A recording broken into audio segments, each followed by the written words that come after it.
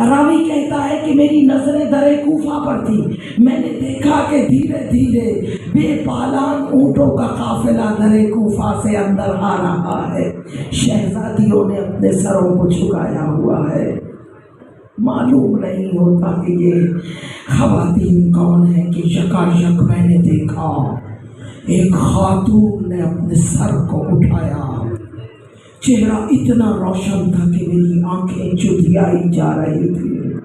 میں اس خاتون کے چہرے کے خد و خال دیکھ نہیں پایا۔ ارے تمہیں کیا معلوم، تم نے چادر چھین کے سمجھا ہے، حجاب چھین لیا، ارے ان پر تو حجاب ہے، نور الہی ہے،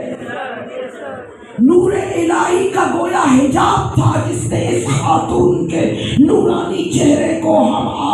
اپنی آغوش میں اپنے حصار میں لے رکھا تھا۔ یکایک اس خاتون کی آواز بلند ہوئی، اسکتو،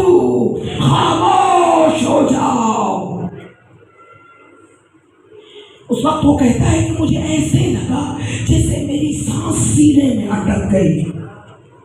اور میں لوگوں کو دیکھ رہا تھا۔ بازار کا شور تو آپ کو معلوم ہے نا، کہاں آواز نہیں سنا تھی، اوپر سے ڈھول بجانے والے، ناکا بجانے والے، شور شور۔ یکایک وہ کہتا ہے کہ سانسیں سینوں میں اٹک گئی، جملے ہیں اس کے، سانسیں سینوں میں اٹک گئی،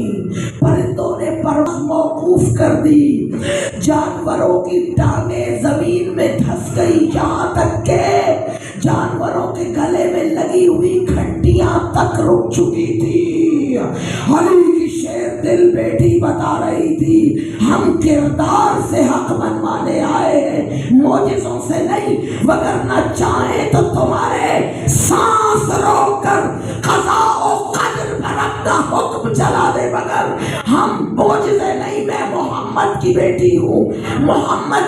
6666 معجزات کے باوجود آقا نے اپنے کردار سے دین کو منوایا ہے، ہم اپنے کردار سے منوانے والے ہیں۔ ایسا علی کی علی بیٹی کا معجزہ پورے بازار میں ایک پن ڈراپ سائلنس ہے۔